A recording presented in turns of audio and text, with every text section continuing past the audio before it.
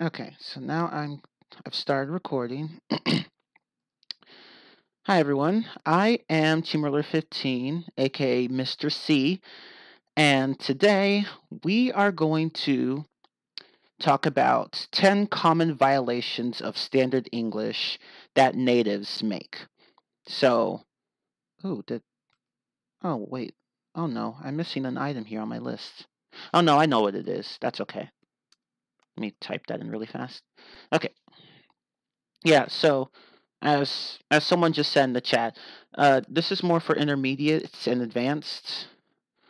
Um, so this really isn't meant to be for beginners. Um, but so yeah, sorry if you're a beginner and you can't understand everything I'm saying. But anyway, I mean, if you can still watch if you're a beginner or listen or whatever, but you probably won't be able to get much from the lesson. Okay, so let me type this. So our lesson topic for today, so I already posted this in the class's info channel, but I'll post it here. Our lesson topic for today is 10 common violations of standard English that native speakers commit or make. Let's just say make or commit. Let's just say commit. Okay. So, what do I mean by standard English? Well, standard English is English in its most widely accepted form. So it's the form that's generally accepted by all English speakers.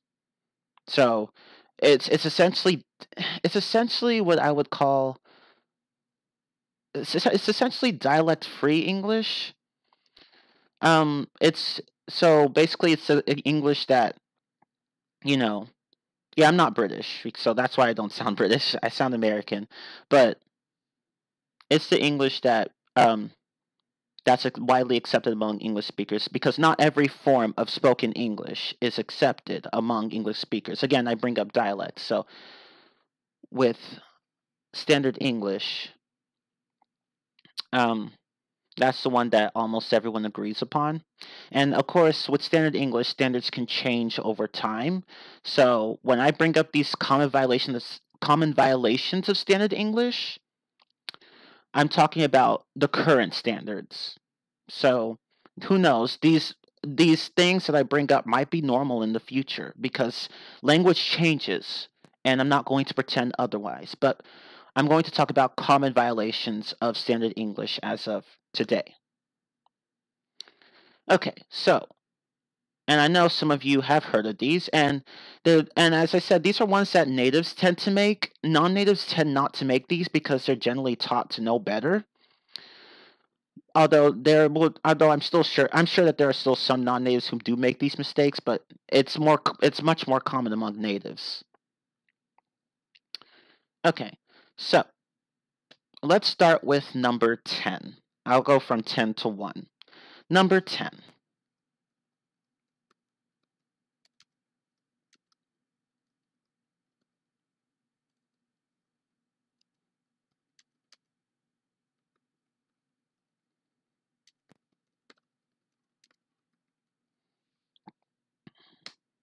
Oh crap. I forgot to boldface that. Okay. Number 10. Improper use of hypotheticals. Conditionals and wishes. So, if you guys remember what conditionals are from one of my previous lessons, I think I've covered them in 2 videos actually. Uh, they were briefly covered in my subjunctive mood video, and more elaborated upon in my conditionals video. But you guys recall conditionals are like if-then statements. So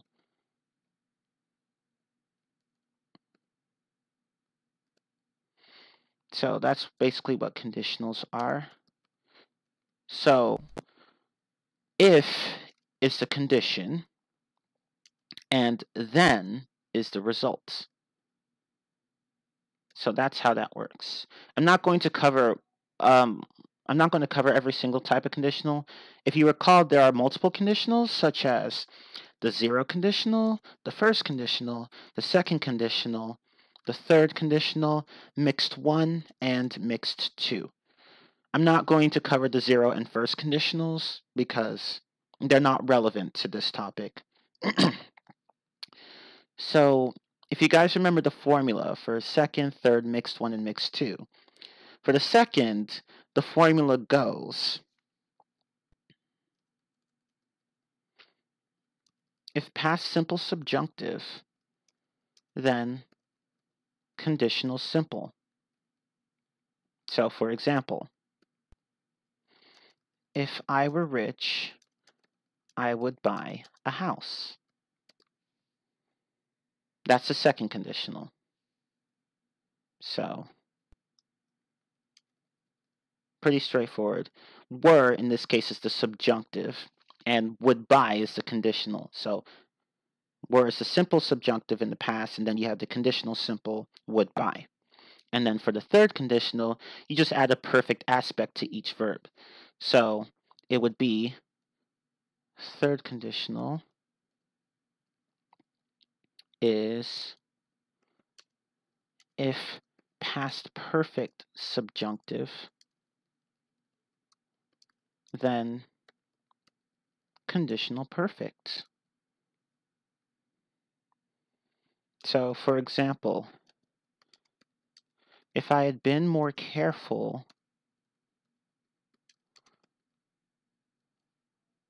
I wouldn't have broken the vase. So, what makes the second and third conditional different is that the second conditional talks about a present condition with the present result, and the third conditional talks about a past condition with the past result. So here, if I had been more careful, I wouldn't have broken the vase, means that in the past you broke the vase and that you regret not being more careful. And of course, you can mix these. So,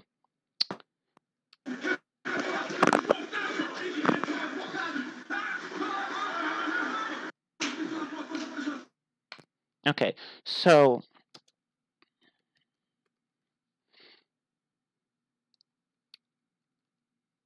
for example, if past simple subjunctive, then conditional perfect. In this case, you have a present condition with a past result. So, I'll just call it mixed one. Some people might refer to it as mixed two. It really doesn't matter. And the other one is mixed one, but yeah, again, it really doesn't matter. So you could say, if I didn't have to go to school today, I would have stayed home this morning. So in this case, didn't have is the past simple subjunctive, and conditional perfect is would have stayed home. So if I didn't have to go to school today, present condition, I would have stayed home this morning, past results. So you can mix these, and you can do it the other way too. So you have mixed two, where it's like if past perfect subjunctive, then conditional simple. So here you have a past condition which results in a present result. So, for example, if I had worked harder in school, I would have a better job now. So, had worked is the past perfect subjunctive, which refers to the past, and conditional simple, the conditional simple here would be would have. So, past condition, present result. So you can mix them. Yeah, mixed conditionals are grammatically correct, and they're not common to hear. You're not going to hear them very much, but they do occur in speech. Okay, so this is just a quick review of conditionals. Well, not except for the zero and first conditionals. They don't really matter here. So why am I bringing these up? Well, I'm bringing these up because you'll often hear native speakers say things like this. So, for example,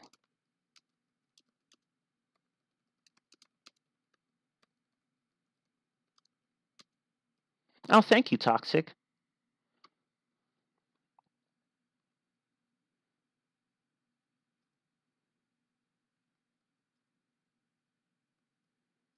Okay, so we have this example, right? We would have been in trouble if you didn't help us. Okay, so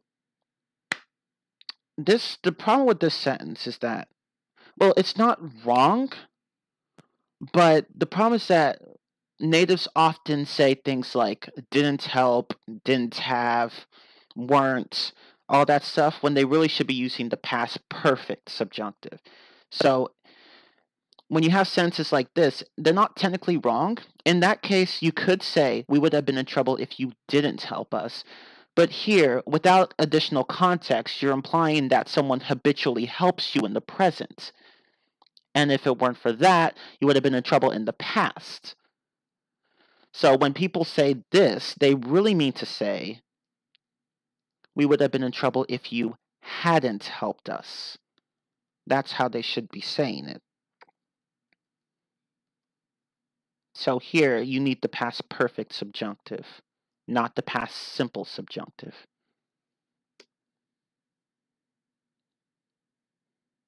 So it really should be if you hadn't helped us, because we have to follow the rules of the conditionals. But even so, as I said, the first one isn't wrong, and if with enough context, people will still understand what you mean, but without additional context, then it gets ambiguous. So in this case, you need to, it's better to aim for precision. So using the past perfect subjunctive would be better here. Okay. And they also say, and you also hear this among wish statements that are wishes. So, for example, people will say,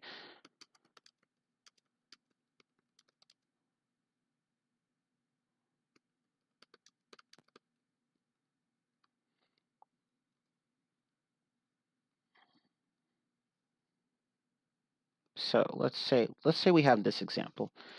I wish I knew that before I bought the item. So you bought something, but now you regret it because there was something about you didn't know that would have made you not want to buy it.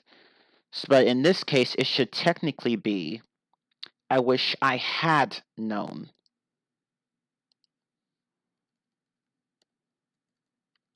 I wish I had known that before I bought the item. So native speakers tend to use the past simple when they really should be using the past perfect in this case. And I'm talking about the subjunctive mood, not the indicative. That's a different topic.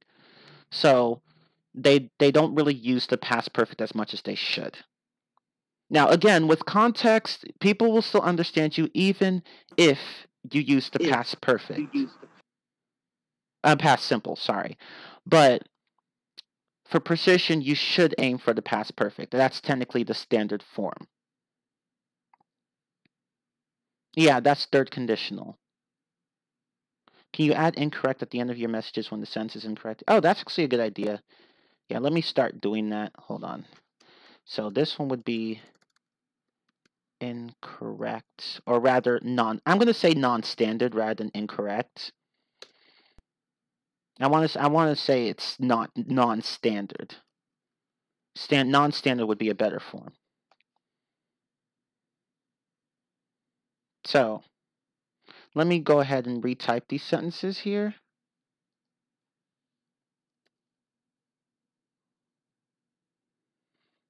And then, oh, and thank you guys for the compliments. Don't worry, I'm not ignoring them. Some people complimented that this was an interesting lesson, and I thank them for that.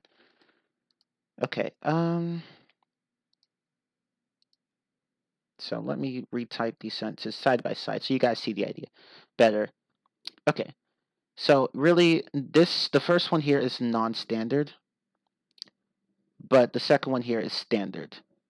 And the reason native speakers do things like this is because, unlike in languages like, say, Spanish or German, our subjunctives in English aren't really marked as separately. They're not as overt.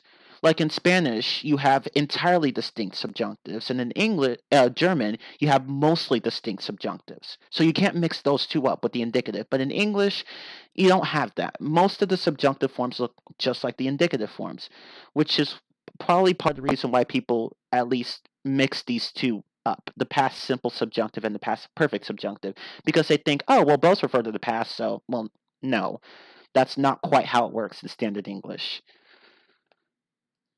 But again, like with context, people will understand you either way.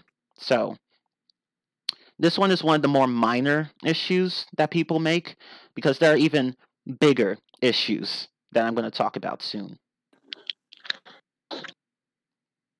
Okay, so yeah, exactly. There's not really a wrong way of speaking, but there's technically a standard way, as in the most widely accepted way.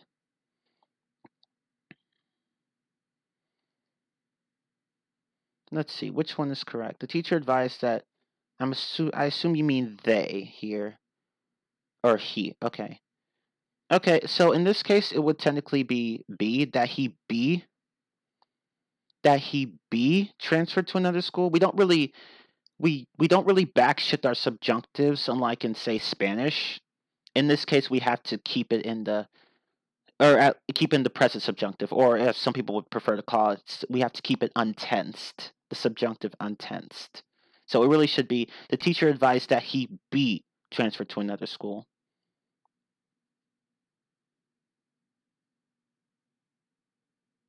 This seems understandable in Portuguese.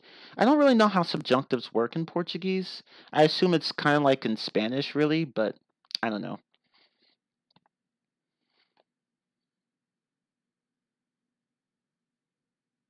No, that's not possible.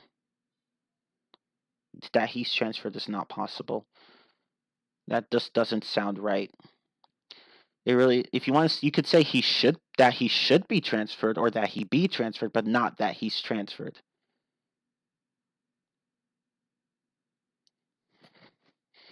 Okay, well, anyway.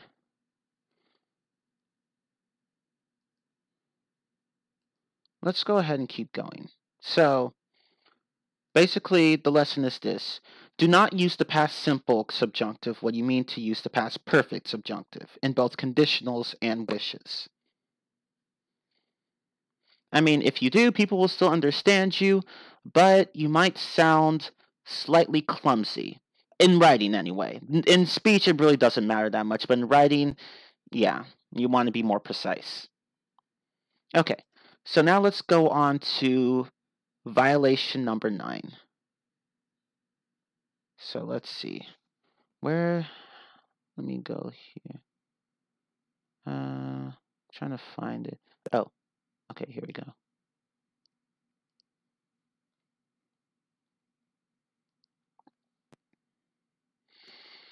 Let's see, number 9.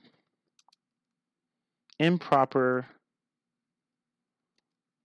past tense forms.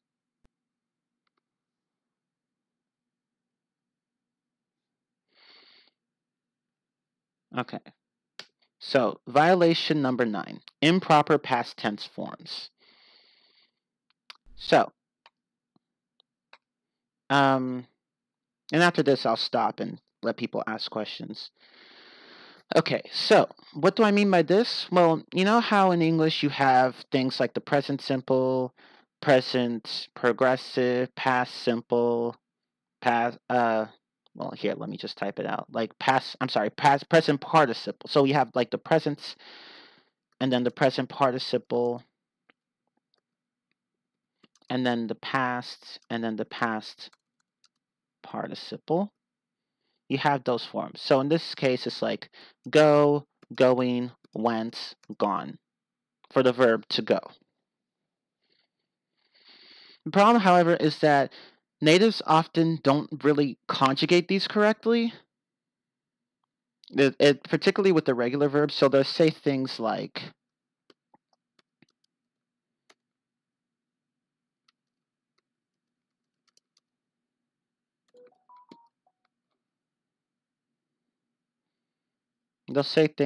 this. This is non-standard. So what should the proper form be? Yeah, gone, exactly. It really should be he hasn't gone to the store. So let me type that out. Where are you just read these questions? From where? Huh? From where are you reading the questions? From the wait, I'm sorry. What questions? I asked that where exactly are you reading the questions? Go to classes chat above. Where? Classes chat above. I can ping you if you want to. Oh, Yeah, that's okay, where yeah. yeah, classes chat. Oh, class chat. Okay. Yeah. All right. That's good. Yeah. Okay. Thanks a lot. Uh-huh. Okay. All right. Thanks, guys. Thanks for mentioning. Oh, no problem. Okay, keep going. Yeah. I'm sorry for interrupting you. No, it's okay. Thanks. Okay, so he hasn't gone to the store would be standard. If a native speaker wrote that, they'd strike me as uneducated. That's really the heart of many of these issues, and you'll see you'll see precisely why. That's actually a good comment to make, because some of these are because people just don't know any better. I've even made a few of these myself, but some of these are because people just don't read or write a lot. And yeah, you'll see what I mean later. Okay, let's see. So where was I? Okay, so another form would be something like this.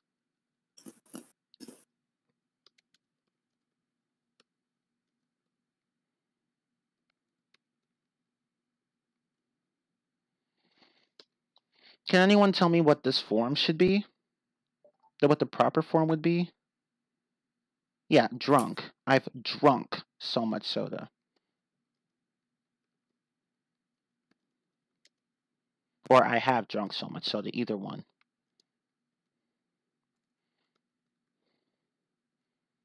Oops, that should be standard.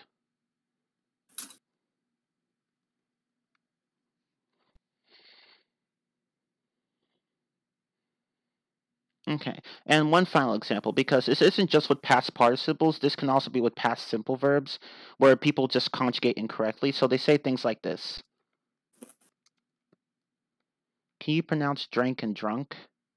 Yeah, drank, drunk. So I know for some people, like, monosyllable words like this can be hard to distinguish, but yeah, these two are they sound very different. So the first is drank, and the second is drunk.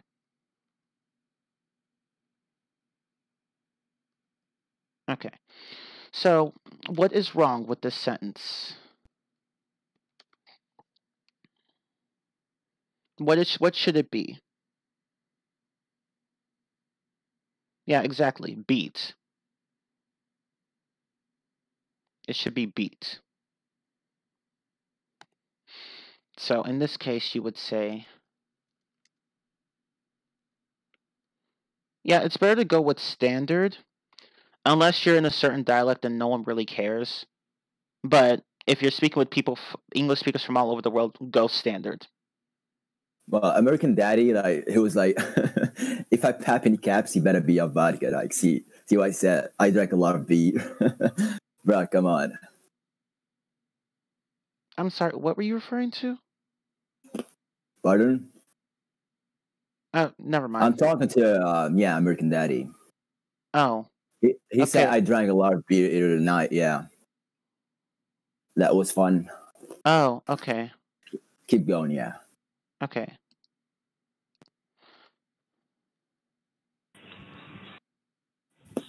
Okay. Okay.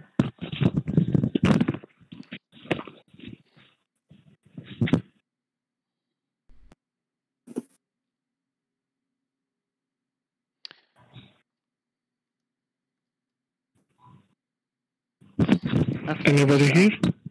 Huh? Anybody here? Yes, I can hear you. Okay, that's great. What's going on? I'm having a class on grammar violation, well, common violations of standard English that natives make. So. Okay, so just like a class, right? Yes, but. Okay, I'm sorry to interrupt. I'm going to mute myself. Oh, okay. That's all right. Okay. Okay, continue. You can continue. Okay.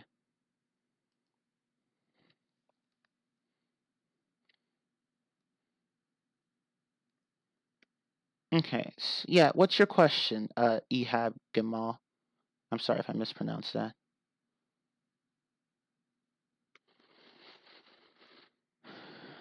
Is it okay if we said he didn't go to the store instead if he hasn't gone?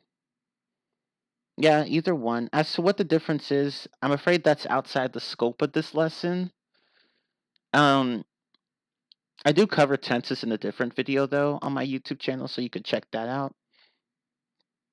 Okay. Okay, guys, yeah, that's enough. Let's just forget that happened. I don't really want any of that here. Yeah, so let's just stop with the language and all that stuff. Okay, someone also asked something here. Can you explain the adjective ed and ing? Those are what we call participles, but again, they're out of the scope of this lesson, so I'd have to cover in a different lesson. Okay, but regarding the last example I brought up, where it should be I beat the game, people say things like I beated the game because they're over regularizing the conjugation, so they add ed to things that shouldn't have ed attached to them. You know, like how in Spanish, you know, you hear native speakers sometimes say things like here, let me see. And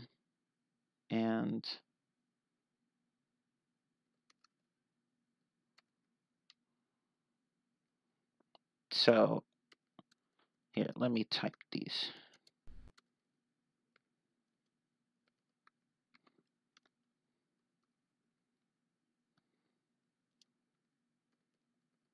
So, to provide an example in a different language, you know how in Spanish where you have like the past tense conjugation for the preterite, like for the second person singular, where native speakers add that s at the end of these verbs, like they say things like dijistes or fuistes or venistes instead of dijiste, fuiste, and viniste. It's like that in English, where people just add they over regularize or whatever, however you call it.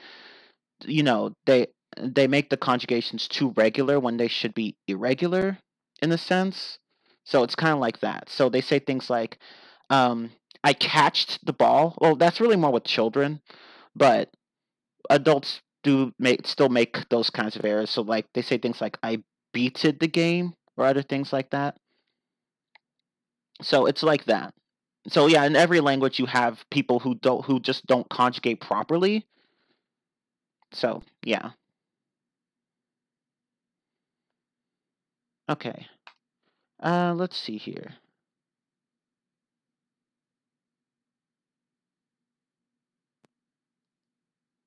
Oh, and one more thing I forgot to mention. Someone just reminded me. So this also goes to adjectives as well. So, huh? Okay, so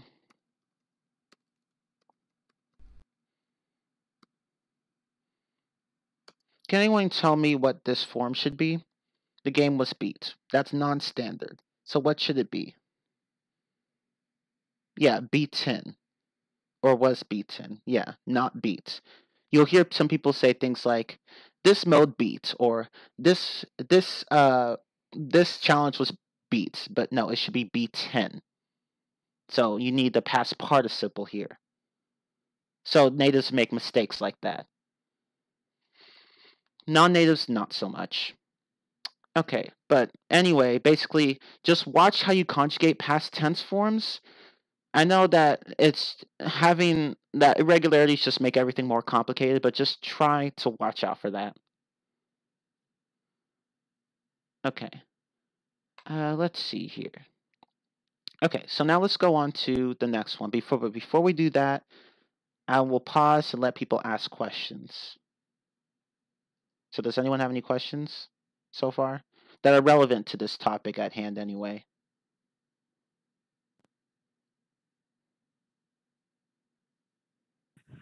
Okay, may I ask you a question? Yes. Or I have to type it to you because maybe you don't want to let anyone to mute himself or something like that. I'm sorry. Anyway, my question was, do I have specific type of English when I need it to get a job with it? To what? Get Okay, again, maybe my connection wasn't so good. Okay, again, do I need a specific English type to learn it? Actually, to learn it when I need the English language to get a job with it. Like, for example, I'm trying to learn the English language to get a job as a customer service in a company called Vodafone. I don't know if you heard about it or not. So, do I need a specific type of English? Like, some people say you have to learn the conversation only. Other people say go to the business English and learn it. So, what is it? No, you don't need to. You don't really need to, but that's not really related to this lesson, though. Oh, I thought if I have any question, I have to ask it, or I can ask it. Oh, I mean questions that are relevant to what I'm teaching. That would be better suited for a different channel, but no, you don't need a specific type of English to get a job. You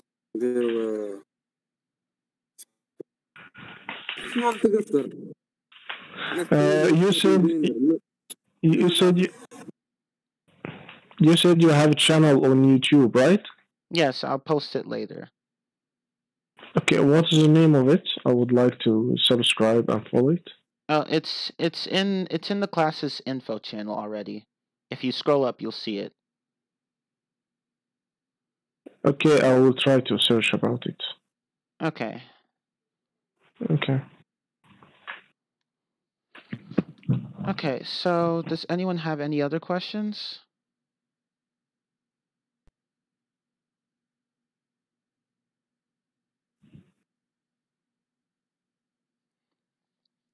Actually, what was the class about? What is the subject? The headline?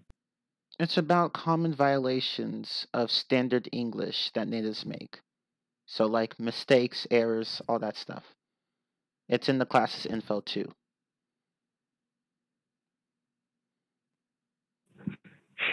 To be honest, I don't know where is the class info. It's right above the class's chat channel. Okay, I'm on the class chat. Yeah, it's right above the class's info channel.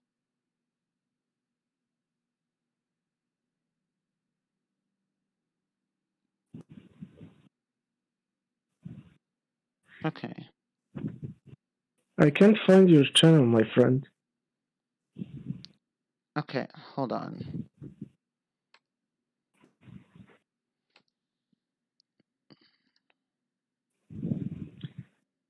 If you... English was Mr. C? Yes. Is that you? Okay. English.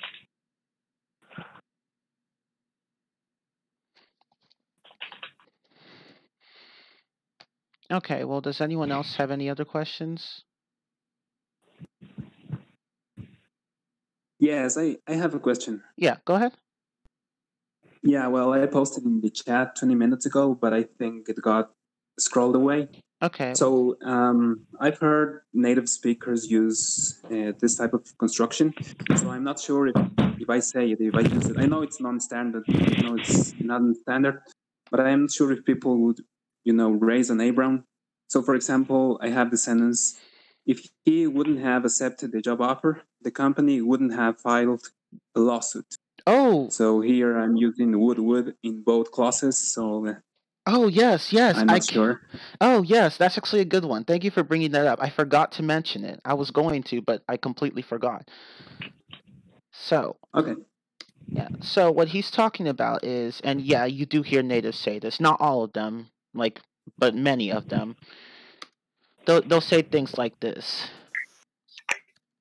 Let me provide an example.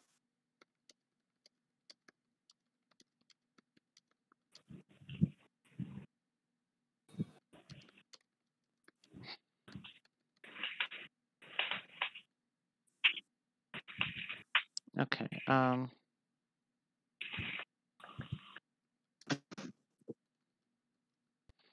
So let me boldface this part.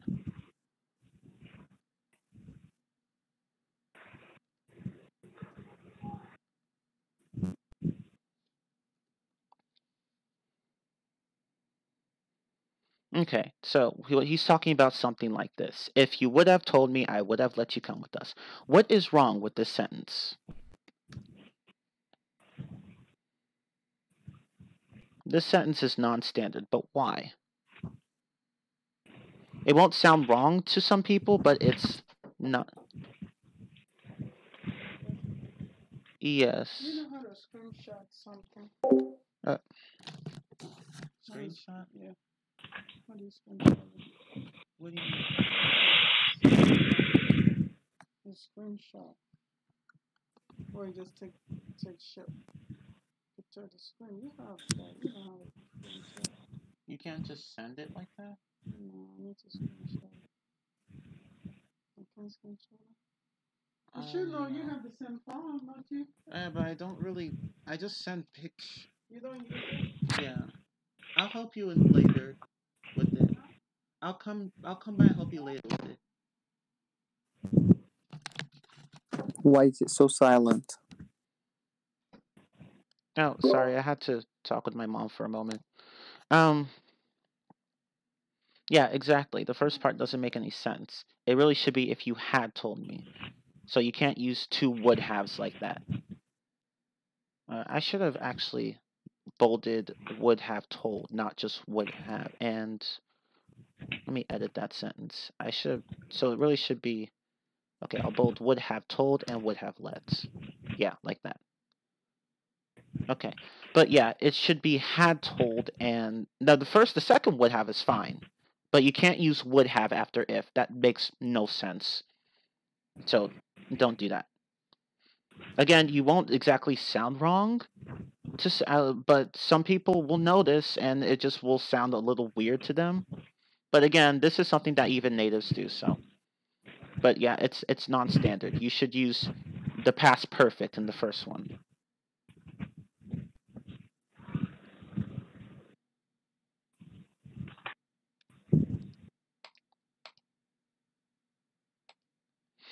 Okay. So,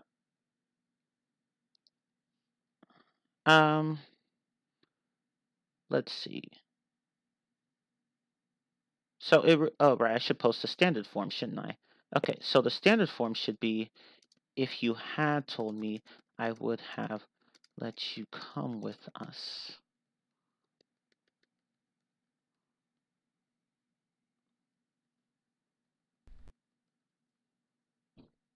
It really should be this form. So if you had told me, I would have let you come with us.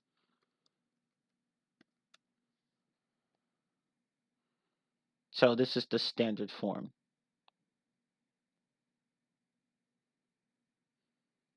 But again, this is one of the more minor errors, so even if you say something like would have twice, no one's really, it's not really a huge deal. You'll sound a little weird to some people, but again, some natives do this too, so you won't sound that weird. Okay.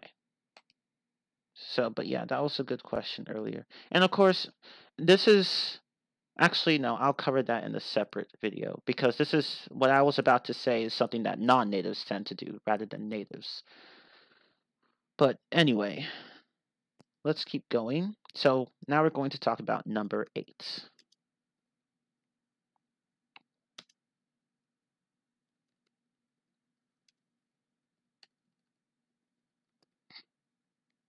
So, violation number 8, unnecessary prepositions. So, you know, English is full of prepositions. You can't avoid them.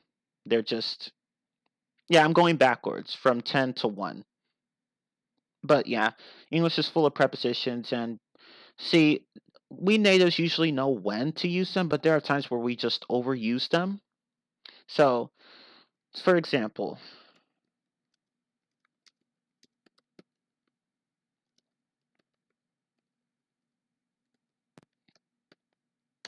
what is wrong with that sentence?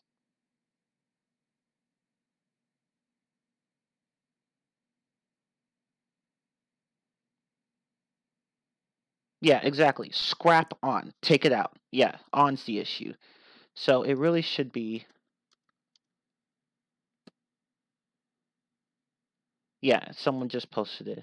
It really should be, I'll see you later. You don't need to put the on there. The on is not necessary. It won't sound wrong, but it's just superfluous. Take it out. You don't need it there. Oh, that error we're going to get to in a moment. Don't worry, trial. We're going to get to that error. That's actually number 3 on my list. Okay, now let's use another example. And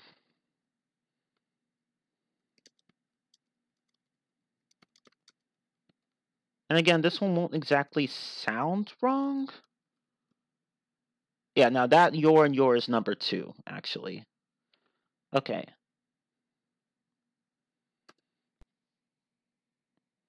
Or maybe I wouldn't, I'm not actually sure to call this non-standard, but whether it's non-standard or not, there's a preposition there that doesn't really need to be there. Yeah, of. Take out of. You don't need of in there. I can't say whether or not it's definitely wrong, but take out of. So, in this case, you can just say,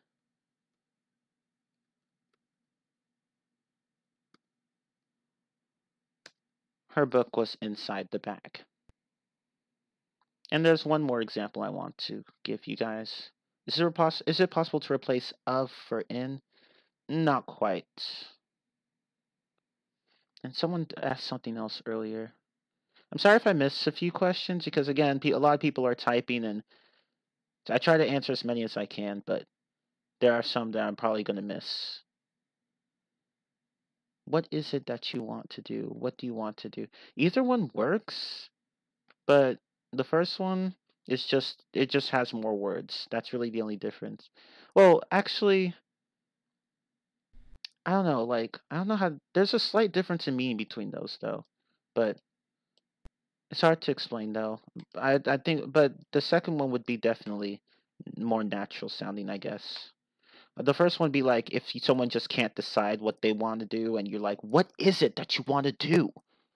Then, yeah, in that case, it could work. But anyway. Oh, yeah, you can say that. Her book was in the bag. Instead of inside the bag, you could say in the bag. You could say that, too. Okay, and one more.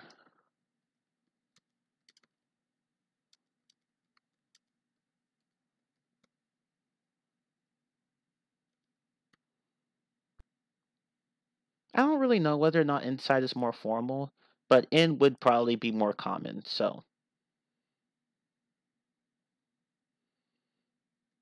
I'm just going to say it's non-standard.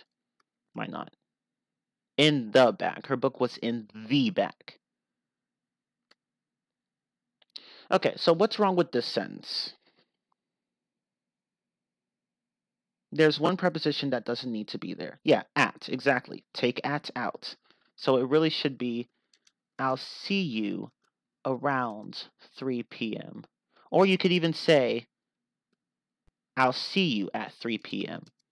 So you could take out around too, but putting them both in there just doesn't make any sense. So you could say I'll see you around 3 p.m. or I'll see you at 3 p.m. But at around is just extra. Don't do that.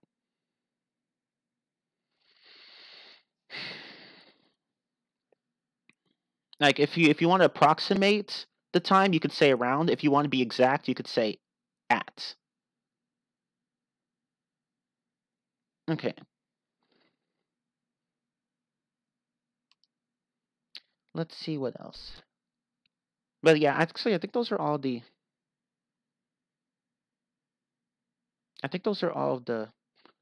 examples I have for that. Okay. So now we're going to go to number 7. At about 3 p.m. That's a good question. I would say no. That doesn't sound good. That sounds even worse than the other examples. I mean, that's something you'll hear natives say, but I don't think it sounds very good either. You just say around 3 p.m. At about is just no. Just say around 3 p.m. Okay. Okay, so now number 7. Lesson number 7. Sorry, not lesson number 7. Number 7. Dangling or misplaced modifiers. So now we're getting into the more serious issues here. The ones I've mentioned up until now are not really that big of a deal, but now we're going into more serious issues. So number 7, dangling and misplaced modifiers. So what do I mean by this? Well, when you're writing or typing or whatever, like for example, like if you're writing an essay or a story, there are times where writers tend to put modifiers. And when people write stories or essays, they can sometimes put modifiers in the wrong places to the point where the sentence sounds really awkward. So, for example, let me copy an example I found here.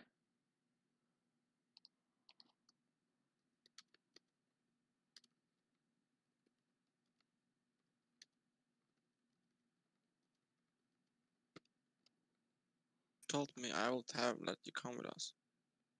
Huh?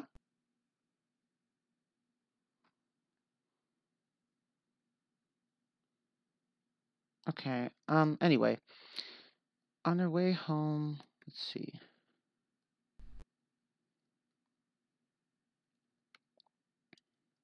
I'll just say that this is incorrect rather than non-standard because it just does not sound good either way.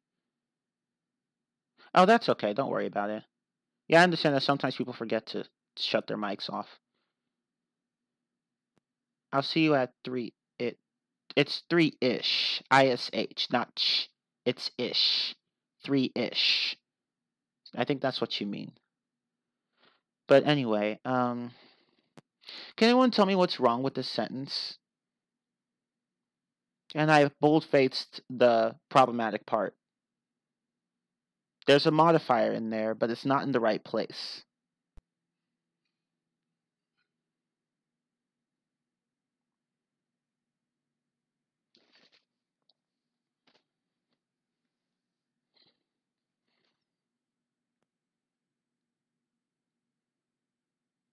Yeah, exactly. That's how you should say it. Jane found a man's gold watch. Yeah, gold is in the wrong place. Yeah, exactly. A man's gold watch. You guys got it. So that's a misplaced modifier. Gold, the modifier gold is not in the right place. So let's change this.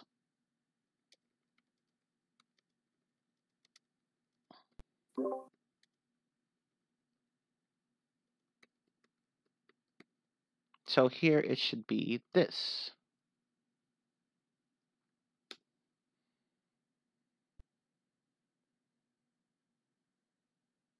Yeah, the man is gold. Yeah, exactly. In the first sentence, you're implying that the man is gold. Now, if that's what you want to do, then that sentence wouldn't be wrong, but usually people mean something else. Okay, so let's use another example.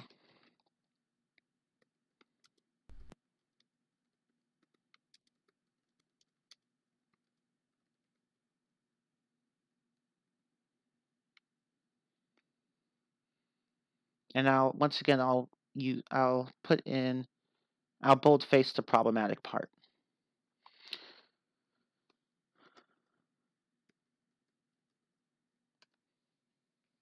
What is wrong with that sentence? Oh, you thought Goldman's was a kind of watch? You never know.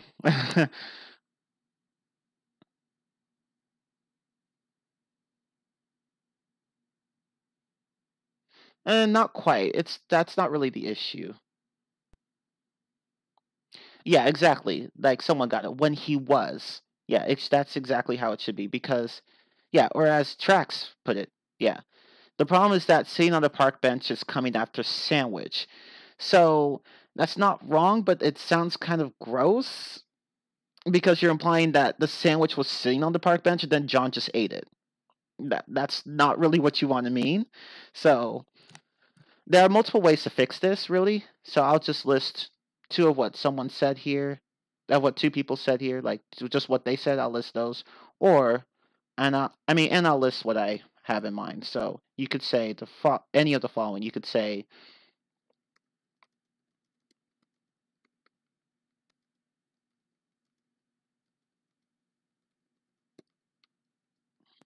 this, or you could say this,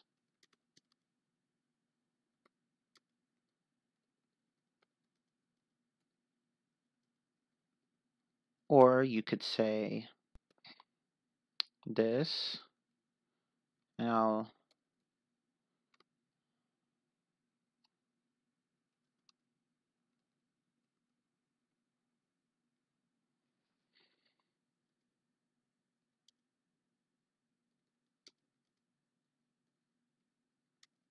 again, there are multiple ways to do this, to fix this sentence. Oops, that should be something else.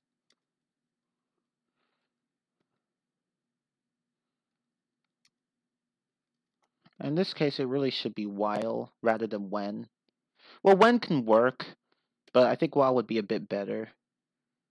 So I'll just change it to while. And as can work too. Let me just go ahead and put that in. Again, there are multiple ways to fix this. So you could say this: sitting on the park bench, John ate a sandwich. Or John, sitting on the park bench, ate a sandwich. Or John ate a sandwich while he was sitting on the park bench, or when he was sitting on the park bench.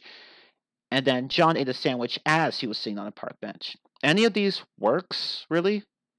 So again, there are many ways to fix problematic sentences like this.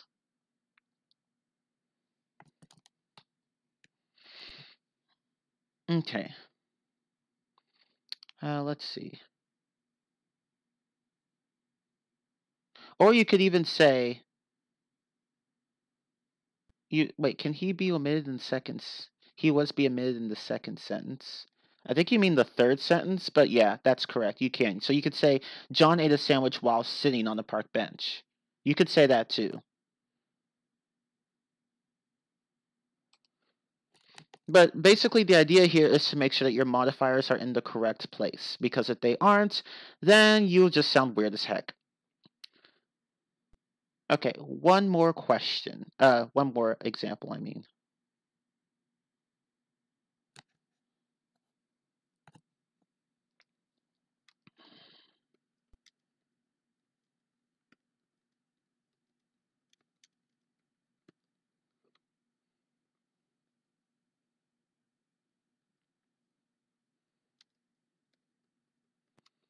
What's wrong with this sentence?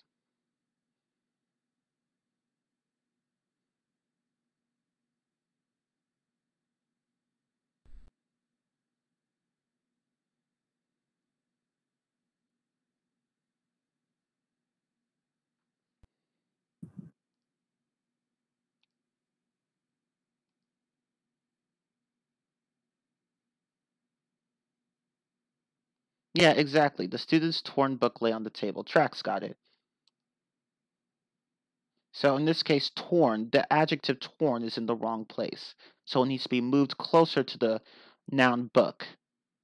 Unless you're implying that the student was torn somehow, which I'm sure is not what you intend to say. So in this case, you want to say the student's torn. Let me type that out, actually.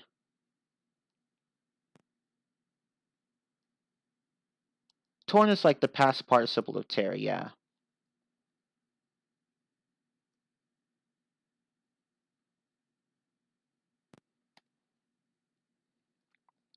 So in this case, you should say,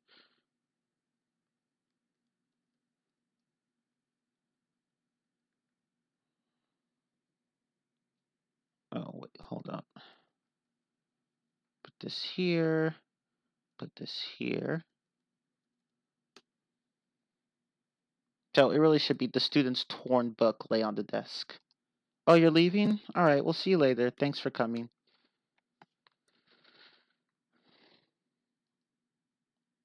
Okay, let's see.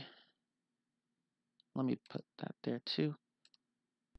Now, let's talk about, those were, let me type it down. Those were misplaced modifiers. So now we're going to talk about dangling modifiers, which is a similar concept, but instead of a misplaced modifier, you have a modifier that doesn't seem related to the sentence in any way. Like it doesn't seem to be modifying anything. So now we're going to talk about dangling modifiers. Or rather, it's unclear as to what the modifier is intending to describe. So here's an example here.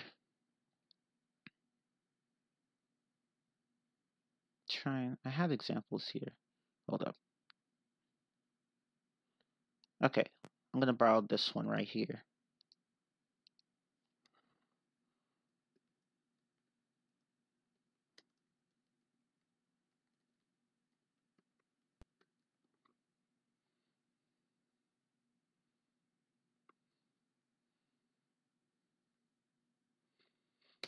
Okay, so what is wrong with this sentence? There's a modifier here, hoping to excuse my lateness. But what is it modifying? We don't know. So how would you fix this sentence?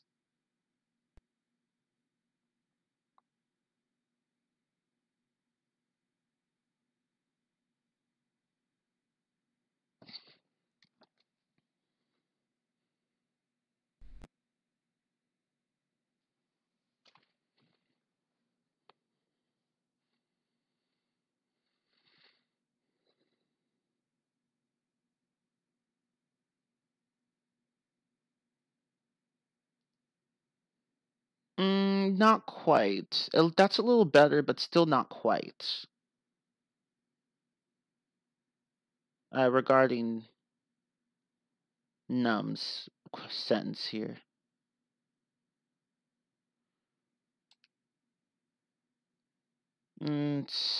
Still not quite scatterbrain. I like Denix app's sentence here. Of course, you could also just do this. So you could just say this.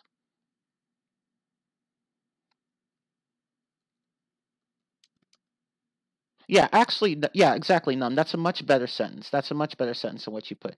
I wrote the note and gave it to my teacher, hoping to excuse my lateness. Or you could do it the other way around.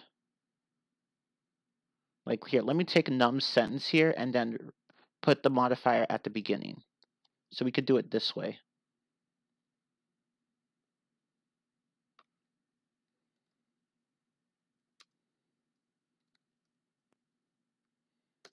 Yeah, so you could do it like that. So it's like Num's answer, but reversed. So hoping to excuse my lateness is at the beginning.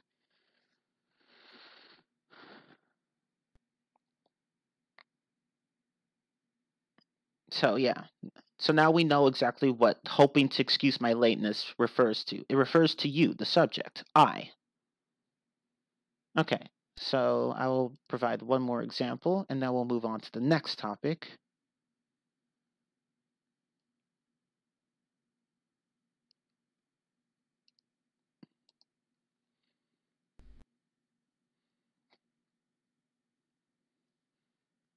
So there's a modifier here. Let me boldface it this time. I don't know why I didn't do it for the last example. What is wrong with this sentence here? The problematic part is boldfaced.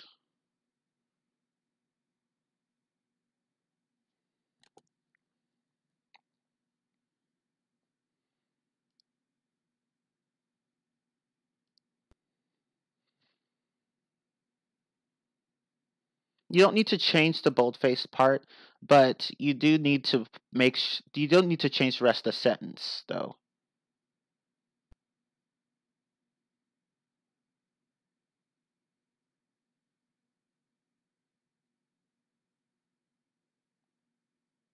Well, yeah, the two parts, not sentences exactly, just the two parts are disconnected. So here you're implying that the movie was reading the Great New Book, which doesn't make any sense. So you should probably make it clear as to who was reading the Great New Book. That's what you should do to fix this sentence. So how would you fix that sentence?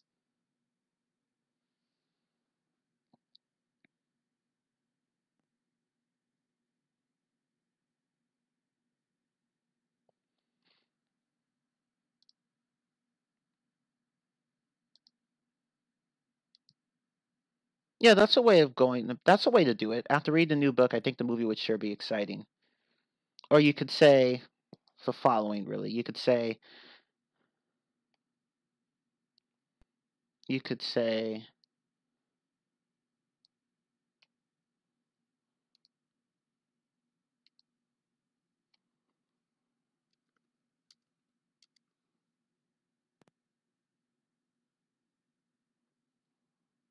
let me just make sure. Okay. Yeah, Denix app also provided a good one, though the comma should be in a different place. It should be after book. And not quite. Scatterbrain's answer was actually the best one.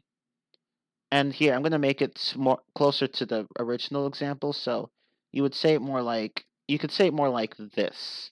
After reading the great new book, I thought that the movie based on it is sure to be exciting. Or you could refer to someone else. So you could say, after reading the great new book, Henry thought that the movie based on it is sure to be exciting. Basically, you need to make it clear on who's reading the great new book.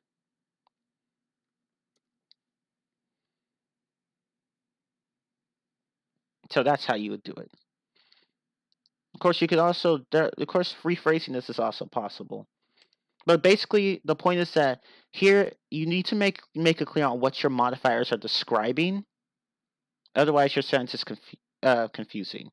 Will be confusing. Okay, so number 6. Violation number 6.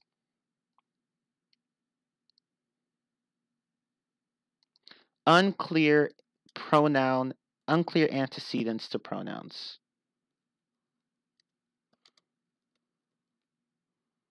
Oh, let me boldface that. Okay. Yo, Hello. yo, what's up? Hi. What the fuck?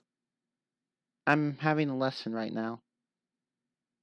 And you're teaching what? I'm teaching people about common violations of standard English that natives make. Oh, so okay. I also need some kind of stuff like that because my English is not good. I'm from Germany. Okay, so let's go on, and I will hear what you're saying. Okay. Yo, I will mute myself. Okay. Okay. Okay. So if you guys recall, an antecedent is what a pronoun refers to. You know how pronouns replace nouns? Well, what pronouns refer to are antecedents.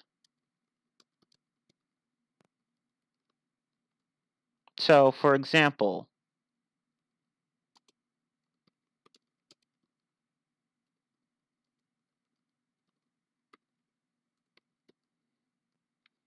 So I'll boldface both. Actually, I'll italicize this. Yeah. Okay. So in here the pronoun is bold-faced, her, and the antecedent is italicized, Anna.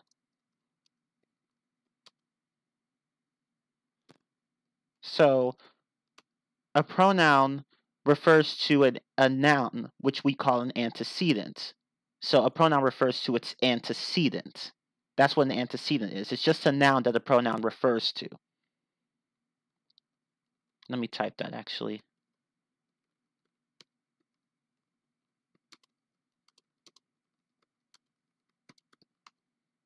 So that's what an antecedent is. Now, the problem here is that sometimes people, when they're writing, don't make their antecedents clear enough. So, for example, I have an example here.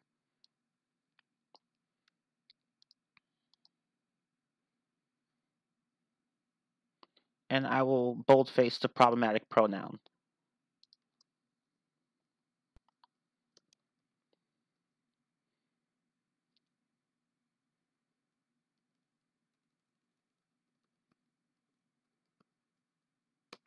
Can anyone tell me what's wrong with this sentence? I boldfaced the problematic pronoun. The pronoun here that has issues.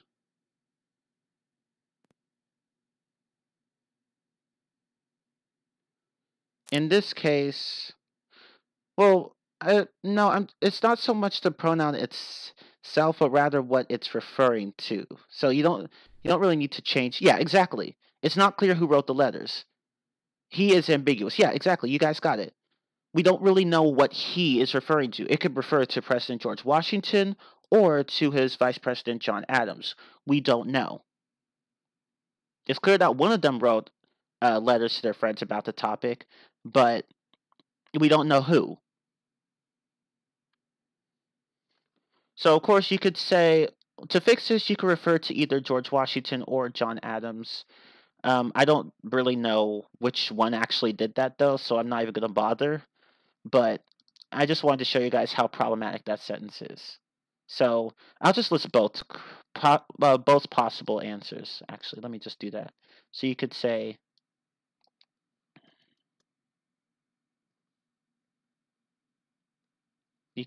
this, or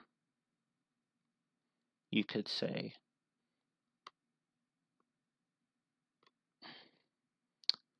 this. So either of these works. So here now we have it. We're clear on who's referring to what. So in this case, you could say either John Adams or George Washington. I don't know who actually did what, but either is possible. So let's provide another example.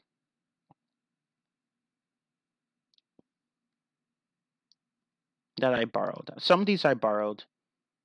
This mistake and the previous one are common mistakes that native Russian speakers do too. That doesn't surprise me. There are some mistakes that overlap in languages, so that really doesn't surprise me. Okay, let's see here. So what about this example? What is the... Okay, I'll highlight the problematic pronoun here.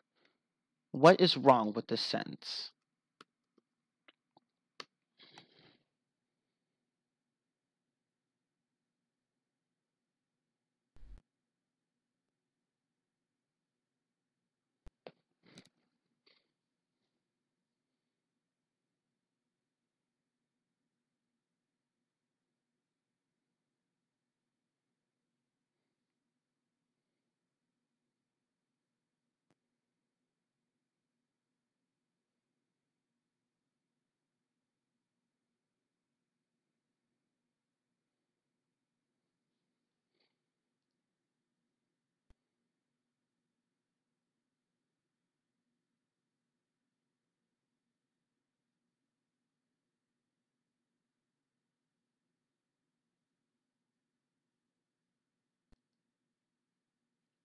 Yeah, exactly.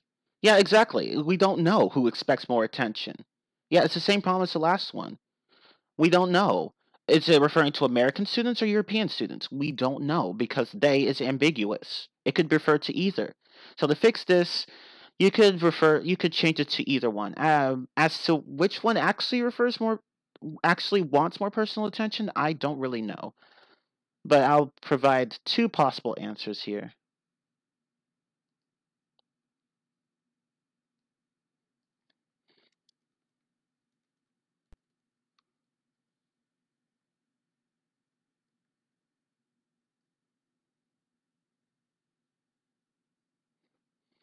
See, let me not do that. Let me do this.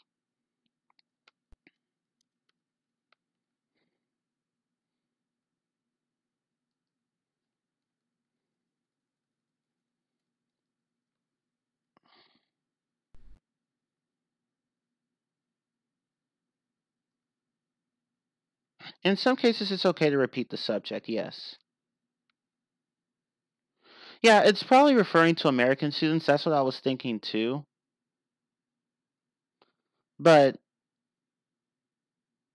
yeah, like it's possible. It might be referring to American students, but it's still not fully clear. So that's the problem. Or you could say in that the first mentioned, or in that the former. You could say that too. But I'll just list both possible ones. Yeah, they might be referring to American students, but again, we don't really know for sure because of the way the sentence is worded.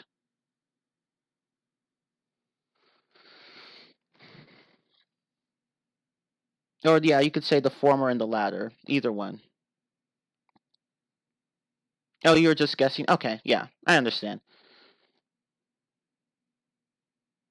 But yeah, the key thing here is to avoid ambiguity. Your sentences should always have a clear meaning.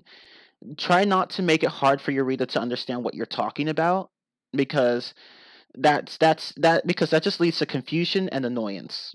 So always make the meanings of your sentences clear. Okay, so now let's talk about the really bad errors. The really bad errors. These are so embarrassing that if you make these errors, it gives you a negative impression. Like people will just have a negative impression of you if you make these errors. So, number 5. Raping versus rapping. This one is this one's pretty self-explanatory. You don't want to mess this up. There are some native speakers who actually do mix these up. They do, because of that one extra P that causes so many issues. You don't want to mix these up. Just don't. The first one, raping, is a felony. It's a crime. It refers to forcing someone to have sex with you.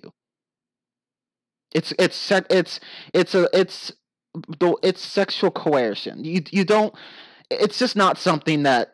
Yeah, exactly. I'm serious. People do mix these up. Non-natives, not so much. Natives, yeah. Whereas rapping, on the other hand, is it's a type of way of expressing yourself in music. Like it's instead of singing, you rap. Like you speak in time with the song. You speak your lyrics in time with the songs. So don't mix these up. That's a serious issue. Seriously, just don't do it. Yeah, raping is a form of sexual assault. Battery, I should say, a form of sexual battery. Rapping is a form of musical expression. So don't mix the two up. Let me type that, actually.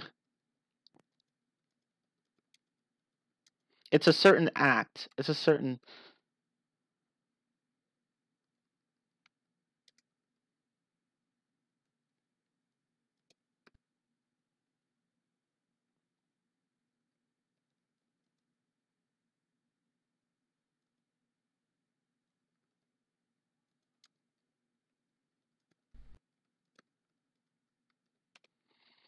So, raping, an act of sexual battery. Rapping, a method of expressing oneself through music, like, where you talk in time with the lyrics. I could probably provide even more better definitions, but those are the ones I could think of off the top of my head. The pronunciation difference? Okay, well, raping. Raping. So a long A. Raping. Rapping. Short A. Rapping. Raping. An act of sexual battery. Rapping. A method of expressing oneself through music. So, don't mix these up. If you do, people will be like, WTF. Just don't do it. Thanks for helping us not to commit them. No problem. That's what I'm here for. You don't want to make these. Oh, and by the way, rapping has the same pronunciation as wrapping. Like when you're wrapping gifts for someone. Here. So, like when you wrap a gift for someone, when you take like a box or a vase or something and then cover it in paper, that's wrapping. But that's with a W. So, these two are different words, but they sound the same. But no one really mixes these up because, they're, completely different spellings. But with the other two, the spellings are slightly different. So again, raping, an act of sexual battery. Rapping, a method of expressing oneself through music. Don't mix them up. Seriously, just don't mix them up. It does not reflect well on you if you mix these up.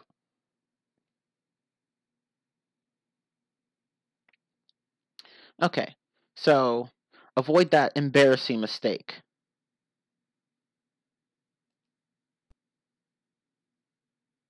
Okay, so now let's go to number 4.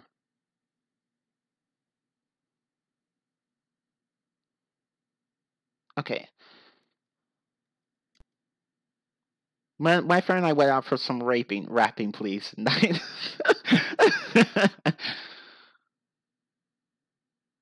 Let's wrap this up. That also works too. Yeah, like when you wrap something up, when you summarize something.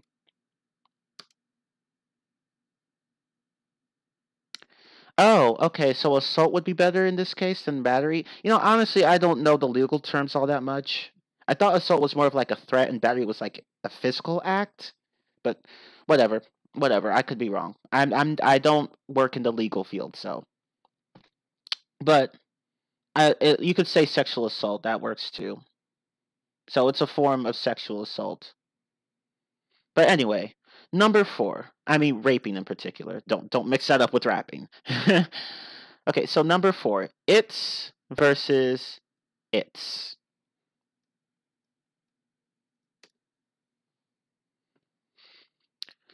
Okay, now this one is also pretty common. This one I can kind of forgive because, I can understand why people make this mistake because it's just one apostrophe. But here's the thing. It's is referring to, it's possessive. It's a possessive pronoun. It's, with the apostrophe, literally means it is. So, whenever you have the apostrophe with it's, just remember, it's with the apostrophe means it is. So, let me type some examples. Or it has. Or it has. Yeah, that works too. Yeah, or it has. That's another one. Depending on the context. So, for example, let's say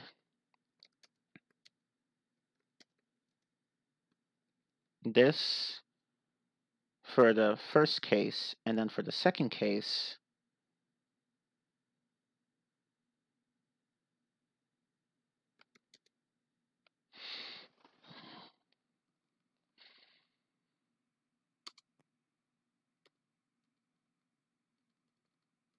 let's say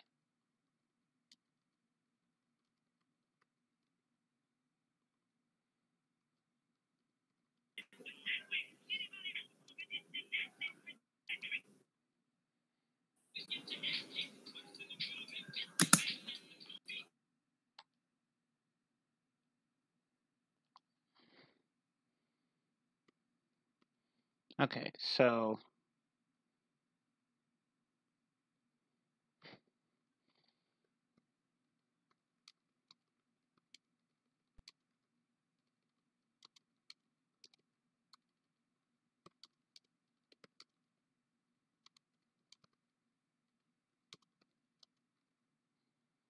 okay. Yeah, they have the same exact pronunciation. So, for example, and let me boldface these.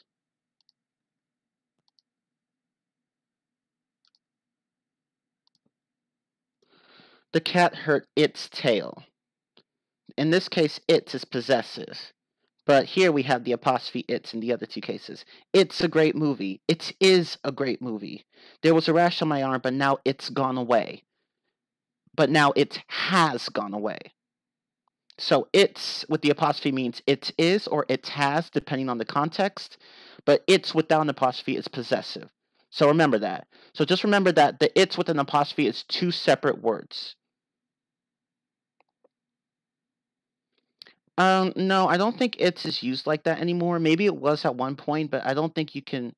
I don't think it means it was anymore. So I would say no. Maybe it was like that before. I don't remember. I'm not sure. Maybe not. Maybe. But now, but at least today, no, we don't use it like that. So it was is separate from its. Okay, so it's and its with an apostrophe are different. One is two words, the other is just one. And yes, they have the same exact pronunciation. So there's no difference in pronunciation. No one pronounces them differently. Okay. So, now, number 3. And this was mentioned earlier.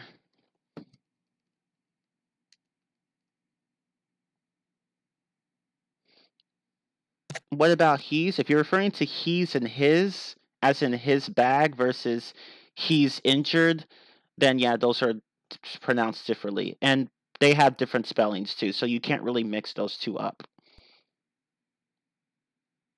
Okay, number 3. And you got, someone mentioned this already.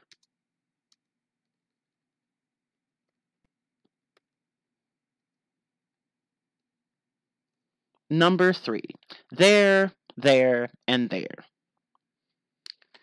This one, now we're getting into the ones that just show that people don't, whenever people make these mistakes, natives in particular, it shows that they don't, and I'm not trying to sound derisive here, but it shows that they don't really read or write a lot, because reading or writing a lot will expose you to different spellings, and thus you'll be much less likely to make these mistakes.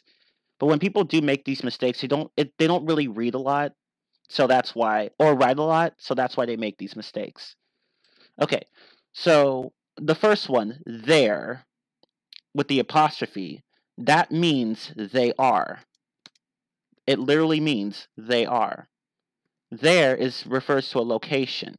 It's an adverb. And there is possessive.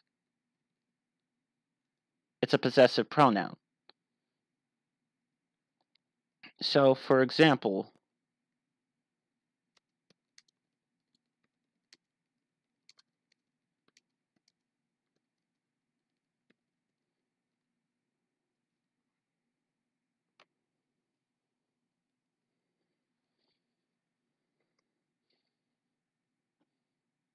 okay, so that's 1.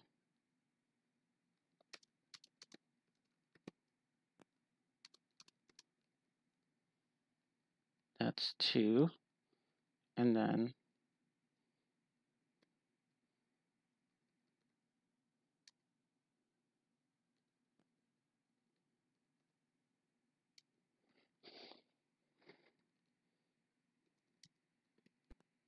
this is number 3.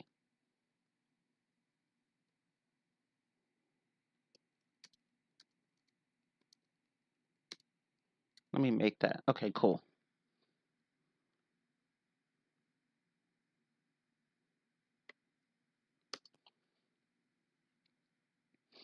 Okay. As you got it, yeah, you got the concept down, Straw Hat, though I would change the grammar a bit. Okay, so in my example, it's like, they're in trouble because they didn't do the homework. So the students, they are in trouble because they didn't do the homework. So there means they are in that case. Your hat is over there on the table. There is a location. Where is your hat? It's over there on the table. And for the last one, the kids are sad because their dog is sick. Whose dog is sick? Their dog. Their dog is sick. The dog of the kids is sick. So you can see that they all have the same pronunciation, although there is a few natives that might pronounce them slightly differently from what I've heard. But to most people, these all sound the exact same. So generally, they all have the same pronunciation. Yeah, they all have the same exact pronunciation. So there's no difference.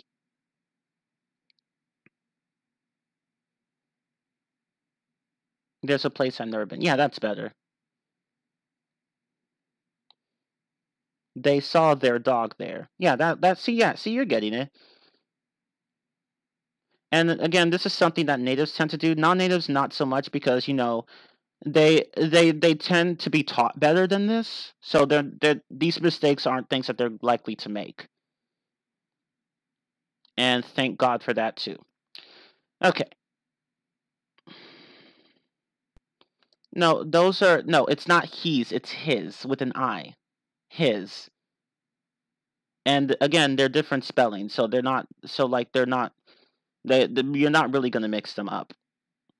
Oh, I mean, the sounds, I guess you could mix them up if you're not used to having short and long vowels, say Spanish, but yeah, those are just two separate words. But that's okay, yeah. I see some natives not using the verb be sometimes. You're probably referring to a certain dialect of English, AAVE, and yeah, like some people just don't use the verb there. Like they'll say things like, instead of saying you're right, they'll say you right, or he wrong, he's so wrong for that, or my name Jeff, or instead of my name is Jeff. So yeah. Oh, but if you're referring to that example, you okay? Yeah, sometimes we omit verbs like that at the beginning of questions. So instead of saying "Are you sure?" we sometimes say "You sure?" Or instead of saying "Do you work here?" we say "You work here?" Or or like even pronouns too occasionally. So instead of saying like, do you want to go to this? Do you want to go to this party? We'll just say, want to go to this party. So yeah. Sometimes we just omit those, but that's in casual speech.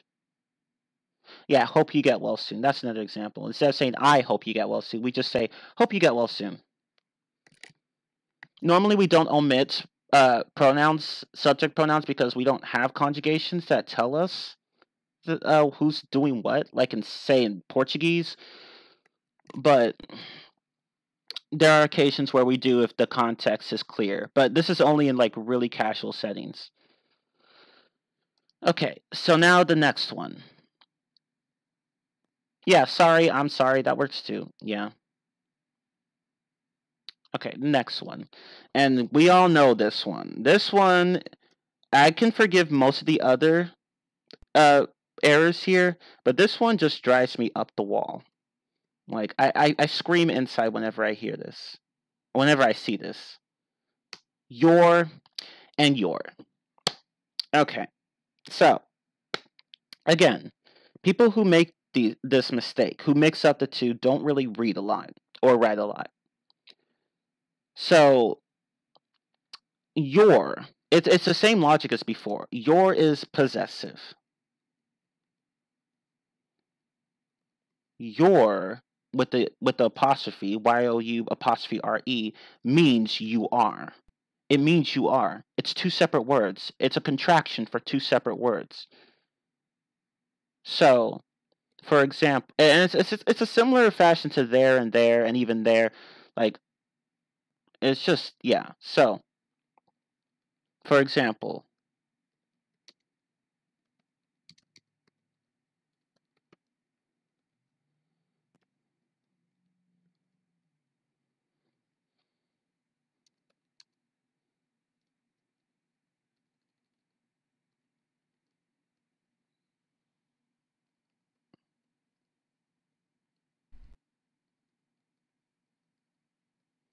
okay. Your no, Apex, no, please don't. No. Please no. No. We don't put an apostrophe like that. Ugh, no. Okay. So, your phone is ringing.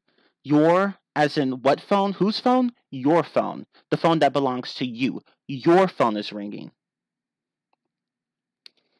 But in the case of your with an apostrophe, it's you're in Canada. You are in Canada. Where are you? In Canada. You are in Canada. So, yeah. Yeah, this lesson is about mistakes that differ from standard English. Yeah, exactly. And they range from pretty mild all the way up to really bad. Okay, so that's your and your. So, again, two different ones. And yeah, mostly committed by natives. If you're non-native, you're likely not going to see any of these. Like, it's pretty uncommon for me to see these kinds of issues among non-natives. Because again, they're taught to know better. They do they see the funny thing is that natives often trip up in ways that differ from the standard, but not to the point of sounding like completely horrible. And while speaking anyway, in writing it's a different matter. Whereas non-natives are taught according to the standards in the first place. So that's why these happen more commonly among non-natives. I mean, among natives, sorry. These issues. But yeah, your and your are two separate words. Remember, YOU''RE means you are. Your is possessive. So remember, you are, I mean, you with an apostrophe RE, your, sorry, that means you are. Two separate words. So if you ever get confused, just remember that this, your with an apostrophe, it's two separate words. So if you put that in there in the sentence and it doesn't make sense, then you should use the other one.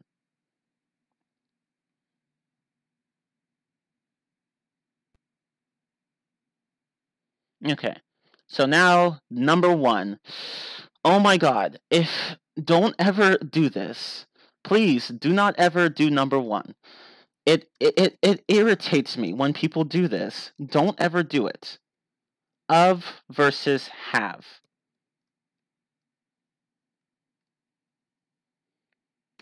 Yeah, I pronounced your and your the same. To most people, they're the same. Some people might pronounce them slightly differently, but most people pronounce them the same. But yeah, number one, of versus have. Again, it comes down to not reading or writing much.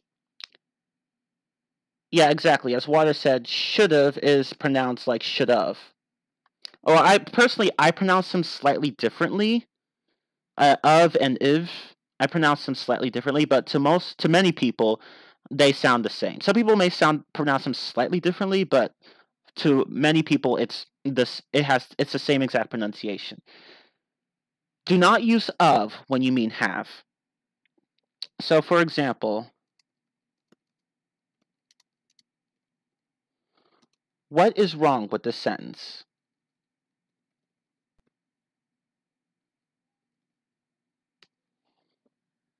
What is wrong with that sentence?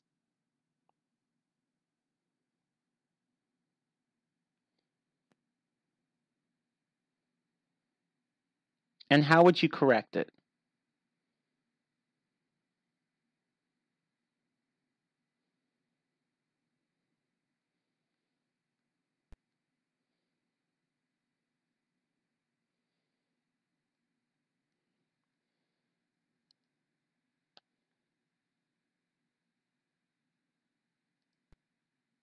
Yeah, like in terms of speech, it doesn't really matter. Like some of these mistakes matter only while writing, not so much while speaking. So it's not a big deal. Here it's just a case of people writing what they hear. So in writing, it's different. Yeah, you would say I should have gone with him or I should have gone with him, but not. The only dialect I can really think of that would be like I should have would probably be like Cockney, like I should have. I should have. Yeah, where they enunciate it. Oh yeah. Yeah. But True. I don't know any other dialect that does that in the Anglophonic sphere ever. Yeah, true. But yeah, like it's just a matter of writing what you hear. Because again, if you don't read or write very much, and you might make this mistake because you don't know how to tell the two apart. So be really careful with of and have, because of is a preposition, have is a verb. So you can't really mix those two up. Now, again, as Water said, in speaking, really doesn't matter. Writing matters quite a bit. So you know how like at least in American English, which most people learn, you guys use a lot of intensifiers. Yeah, like that's very good. Yeah. We do one in British English where we'll use, we'll subvert that with well. We'll be like, oh, that's well good, that. Yeah. Oh, but yeah. in standard American English, that would sound really wrong. Like, yeah. Yeah. Like, I don't know if you've heard of the Nando restaurant chain called Nando's. They sell very hot chicken. I went with my mate and he said, oh, that's well. Yeah. Like, I don't think an American would ever do, such a thing like that. Yeah, I can't think of one that would. You know what I mean? Yeah. Yeah, that's a good point. Okay, but yeah, that's really... Yeah, sometimes should have can be reduced to shoulda instead of should have. Well, in pronunciation, I mean. But yeah, that's really all of the... That's really all of the issues I have. I brought up. 2 and 2. Oh, I should have covered. Yeah, 2 and 2. Oh my god, that one. That one. Okay, so let me cover that one really fast. 2, 2, 2. They all sound the exact same, but they're all quite different. 2. You use this. This is a preposition, or this is a preposition, or it could be used in an infinitive.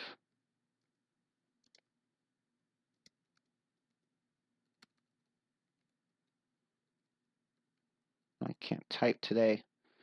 And then 2, it's just 2, like a number. And then 2, that's an adverb. So they're all different words. So for example, I went to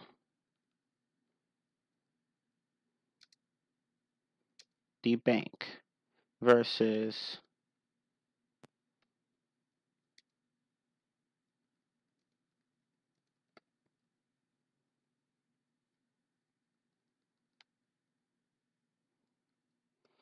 this versus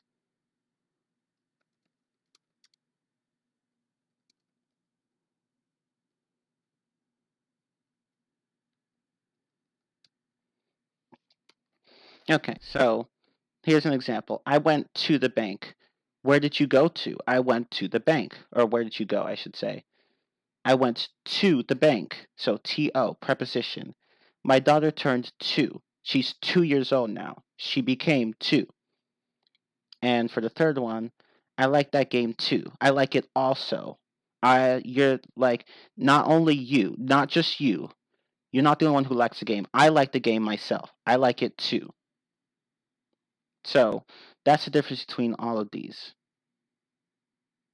So to, to, preposition or the head of an infinitive, two, TWO, a number. Two, TOO, an adverb. So yeah, that's really just another just a different, same error as the other two I mentioned. I think, well, three I should say. It's your there. Because in English we have plenty of homophones, so that's what causes a lot of confusion, which can be avoided by again, see, non-natives, they have the advantage in that they're taught according to the standards, plus they do not just speaking but reading and writing as well, a lot of it. So they don't make these mistakes as much, although some of them do still, but these are much more common among natives. But anyway, someone asked another question. Heart, hurt, head, hard. Yeah, they're all different. They all pronounce differently. Heart, hurt, head, hard.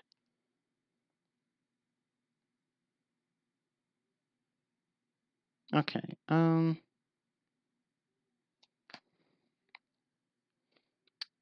Lay and lie. Yeah, that's another one that confuses natives, and then sometimes even learners too.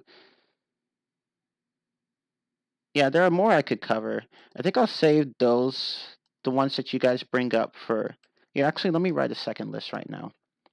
So let's see. Lie versus lay. I technically already covered 2, 2, and 2. So I guess that's number 11 for this video.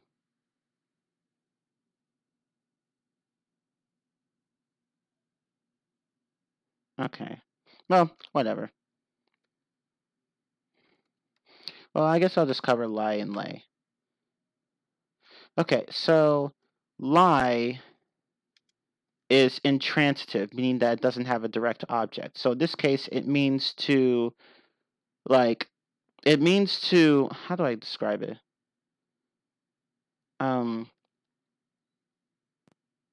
Here, hold up.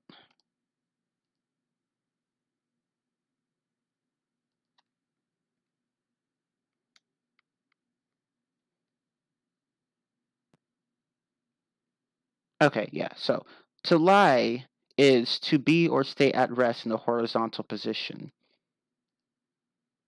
Let me just post that here. And to lay means to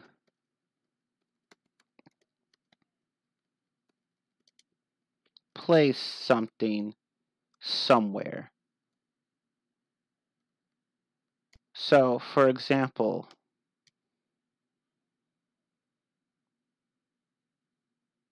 I lie in bed versus, oh my God, why is this so slow? Okay. Versus, I lay the computer on my desk.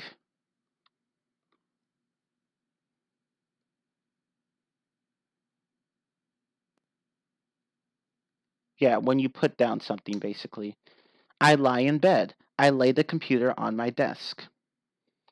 And the confusing thing is that if you look at the verb paradigms here, you have lie, lying, lay, laying, and then you have lay, laying, laid, laid. If you go in the pattern of present simple, present participle, past simple, past participle.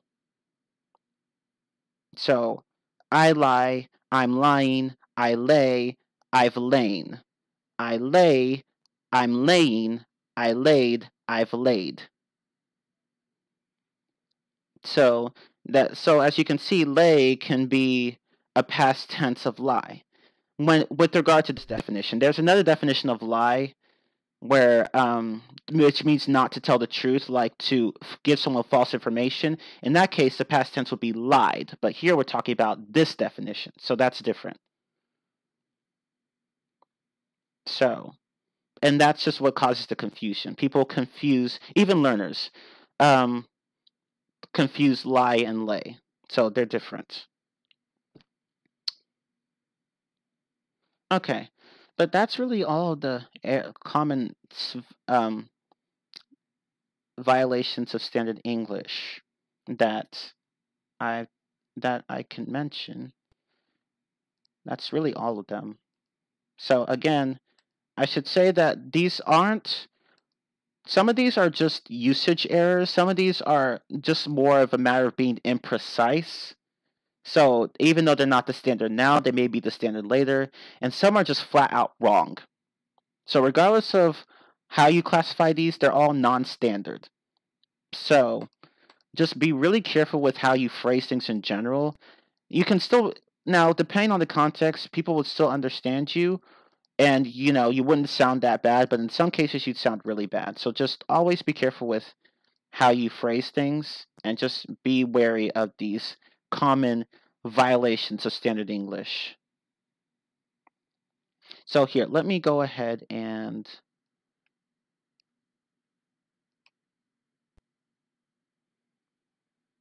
type these here.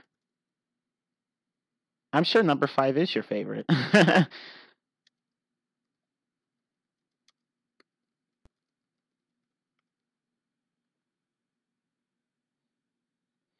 Just waiting for Discord to stop being slow. Or it's probably just my computer. Okay.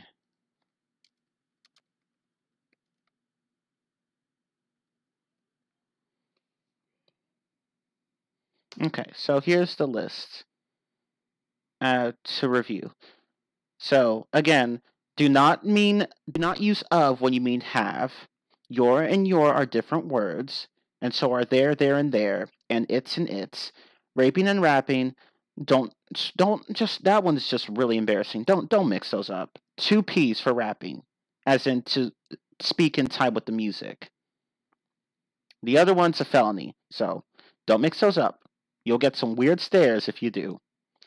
Okay, and of course, unclear antecedents. Be really careful with how you use pronouns in that case.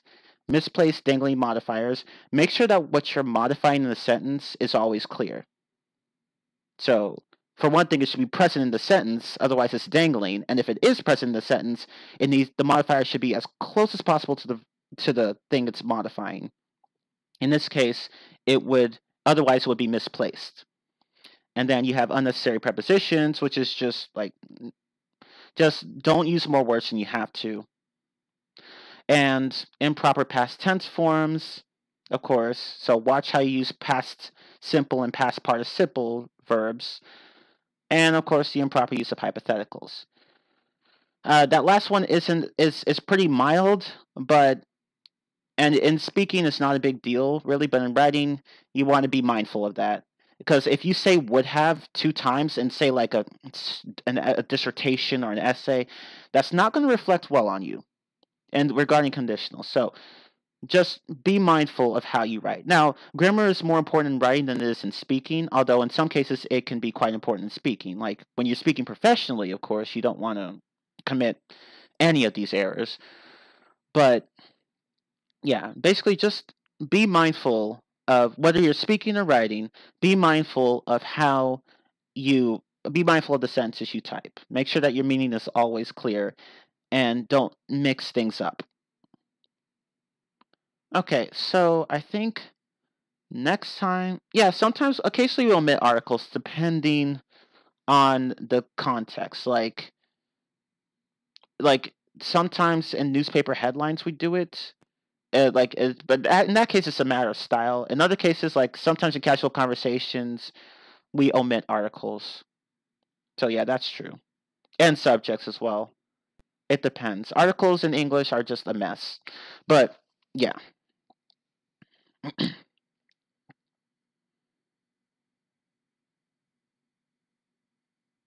Okay.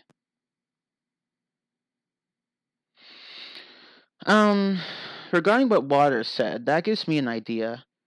So I think next time I'm going to talk about common violations of standard English that non-natives make and that natives would never make.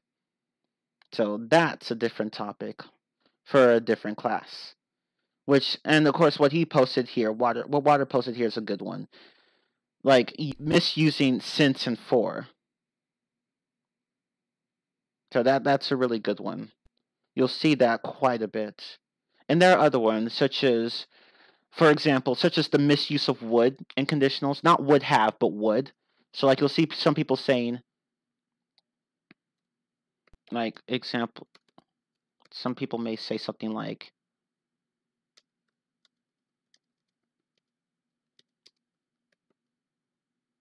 they say things like that, when it really should be, if I were rich, I would buy a house. In that case, you can't really use would like that. It just doesn't sound good at all. So it's just a misuse of would. That's another one that non-natives tend to do. I wonder if there are any others. I need to think of more. There are plenty, actually. And they're probably not going to be that hard to find. Okay, but yeah, exactly. Since is more like a point, for is more of like a period. Yeah, it would be if I was rich or if I were rich. And of course, oh yeah, misuse of prepositions is a pretty big one too. That's probably, and of course the article, lacking articles. That one is quite complicated because articles don't have a lot. There's really not a single hard fast rule for them. Like, you can think of some general rules, but they won't always hold up. But yeah, basically, there are just different types of errors in general. Ones that natives make, ones that non-natives make, and ones that everyone makes. But yeah, that is essentially... Oh, I see non-natives, even advanced speakers, mess up verb tense. That's another one, yeah. Like misusing the past perfect. Like when they say something like, I'm trying to think. I'm trying to think of an example. So like when they say, after I had gone to the bank. Well, actually, in that case, that could work, but the thing is that they just tend to use it in places where it's not necessary to use the past perfect. I have to think of examples. I can't think of any right now, but yeah. Okay. And there are more, but I'll make a list later. But that really is the end of this lesson. So hopefully you know better. If you didn't know these rules before, now you know them. So try to avoid, the violations. So try to avoid making these violations of standard English. And who knows, maybe these will be the new standard one. Well, some of them anyway, will be the new standard. But as of now, don't make these errors. Could I cover progressive tenses? I think I already covered verb tenses in a different video on my YouTube channel, which actually I'll post right now. But before I do that, I should go ahead and stop the recording. But before I stop the recording, thank you all so much for watching. Hopefully you found this class useful. And now I will stop recording.